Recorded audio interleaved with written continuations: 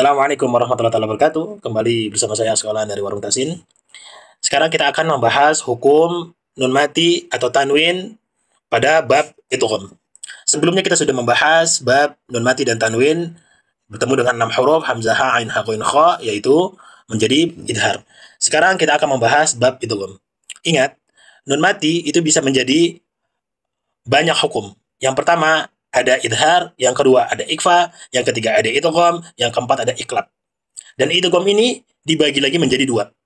Maka kita akan bahas sekarang.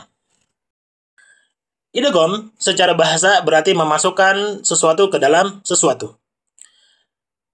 Makna idgham artinya adalah memasukkan. Rumusnya apabila nun mati atau tanwin bertemu dengan 6 huruf. Ya, ra, mim, lam, waw, dan nun. Lalu, idgham ini terbagi menjadi dua. Yang pertama, ada idgham biguna, ada idgham bilaguna. Idgham biguna berarti memasukkan sesuatu dengan digunakan atau dimasukkan ke dalam hidung. Apabila nun mati atau tanwin bertemu dengan waw, mim, nun, dan ya. Yang wajib digunakan panjangnya 2 harokat.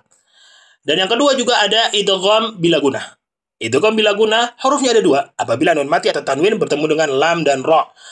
Dan idgham bilaguna secara bahasa berarti artinya adalah memasukkan sesuatu ke sesuatu yang lain atau memasukkan huruf pertama ke huruf yang kedua tanpa adanya gunnah dan tanpa adanya suara yang masuk ke dalam hidung. Langsung saja kita masuk kepada contoh. Yang pertama, apabila nun mati bertemu dengan ya, nun, mim, dan waw yang disebut idgham bigunnah, maka ketika melafalkannya digunnah. Yang pertama akan pada kalimat mayyakul. Apabila nun mati bertemu dengan huruf ya, mayyakul. Perhatikan, di sini ada nun mati dan setelahnya ada huruf ya. Maka nun matinya dileburkan kepada huruf ya sehingga suara keluar dari hidung dan ujung lidahnya sudah masuk kepada huruf ya. Mayyakul. Dan yang kedua ada huruf nun. Contohnya min ni'matin. Ada nun mati bertemu dengan huruf nun. Nun yang pertama dileburkan kepada nun yang kedua sehingga nun ini menjadi bertasdid dan harus dipanjangkan. Min ni'matin. Dan yang ketiga ada nun mati bertemu dengan mim. Contohnya mimmal. Perhatikan, di sini ada nun mati bertemu dengan huruf mim. Maka nun matinya dileburkan kepada huruf mim sehingga mimnya ini menjadi bertasydid. Dan yang terakhir pada contoh idgham biguna adalah nun mati bertemu dengan waw. Nun mati bertemu dengan waw.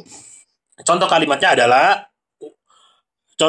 adalah mau waqo. Semua rangkaian ini disebut idgham biguna. Memasukkan suara atau meleburkan huruf pertama ke huruf kedua dengan memasukkan suara ke dalam hidung dengan ditahan selama 2 harokat. Dan berikutnya adalah idgham bilaguna.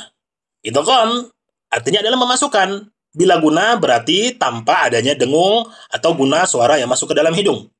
Rumusnya adalah apabila nun mati atau tanwin bertemu dengan huruf lam dan ro. Maka langsung saja kita contohkan. Contoh yang pertama bertemu dengan lam. Contohnya adalah miladun. Apabila nun mati bertemu dengan lam, maka tidak boleh suaranya masuk ke dalam hidung. Caranya adalah, cara kita tahu suara itu tidak masuk ke dalam hidung, maka ditutup hidungnya. Miladun. Seperti itu. Lalu berikutnya adalah pada huruf ro. Contohnya adalah mirlabbihim. Tinggal tutup saja hidungnya teman-teman, tidak boleh suaranya masuk ke dalam hidung. Mirlabbihim. Miladun. Gitu ya. Itulah rangkaian dari idgham bilaguna. Jadi kesimpulannya, apabila idgham biguna, maka rumusnya nun mati atau tanwin bertemu dengan 4 huruf, yaitu mim, waw, nun, dan ya. Dan suaranya masuk ke dalam hidung. Dan yang kedua adalah idgham bilaguna. Yaitu apabila nun mati bertemu dengan lam dan ro, maka tidak boleh suaranya digunakan atau masuk ke dalam hidung. Wallahu Rasulullah.